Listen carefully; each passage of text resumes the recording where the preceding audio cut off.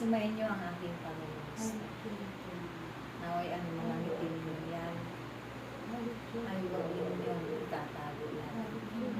Ipakita ninyo sa bawat kapwa, higit sa Diyos, upang ito man na magdadala ng biyaya at pagpapala sa inyong mga kapwa.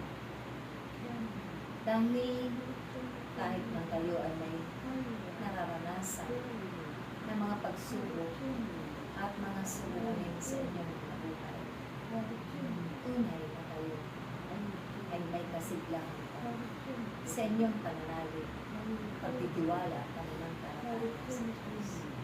Dahil ipinakikita niyo na kayo'y matibay ang kalooban.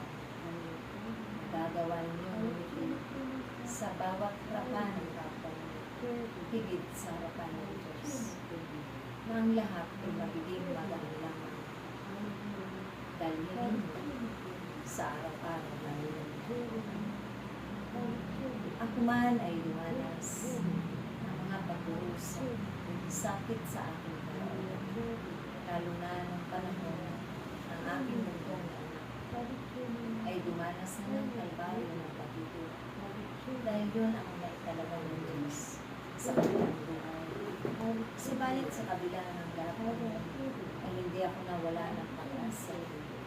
Naroon binuhos ng Diyos ang napakaraming biyaya at grasya sa akin. Dahil bukod kami, ako lamang ang kanyang itinalaga upang dalhin ko sa aking sinapunan ang tagapagligtas ng sanlibutan. Kaya kayo rin ang magdadala ng liwanag sa kanilang na itinalaga ng Diyos sa panahon ito. Napakasalungkot ang mundo. Samot-sari ang nagaganap at magaganap.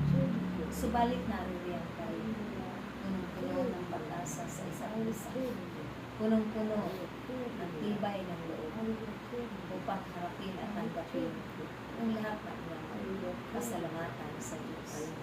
Dahil kayo hindi nagkakamit ang kalinaan.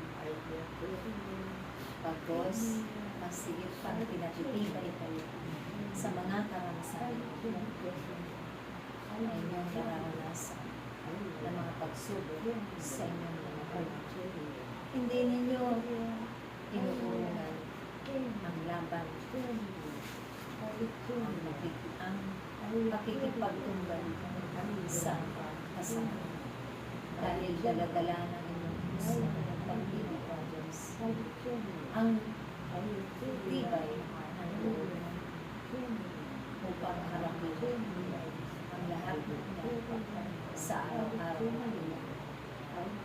Hindi kayo nawawalan ng pananalig at pagtitiwala, pananampalataya na may Diyos na hindi kayo binibilang magpakain. Hindi rin kayo nawawalan ng pag-asa. Ang gantimpala ng Diyos ay inyong matatanggap pagdating ng pagkakamalian sa pamamagitan ng mga pagtatamit ng kabutihan sa kapwa ninyo, higit sa sanlibutan para sa ikapagpapala ay mahalaga. Kaya't magpatuloy lamang ang bawat isa, manalangin, magpanalangin, magpahalagahan at magbibigay, magpatawaran. Dahil kung kayo ay laging nagagalak at punong-puno ng pag-ibig, tunay at tiyak, lahat ay magkakaroon. Huwag ninyong hayaan ang buot ay ang siyang nananahan dyan sa inyong puso. Yan ang templo ng Diyos.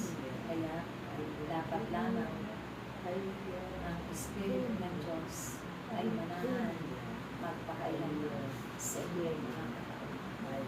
Ito ang magiging tagapaaralan. Ito ang magiging gabay ng bawat isa.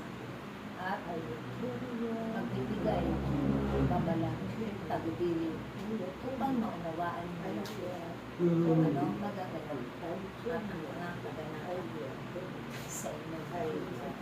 Naway aming hanap hanggang sa muli nating pagtitipan. Hangarin ninyo sa isa't isa na palaging madarama ang aking banal na sakit upang isalamin sa magiging kaligtasan ng mundo. Ikakapayapa ng mundo sa aking Amen. Pray. Pray.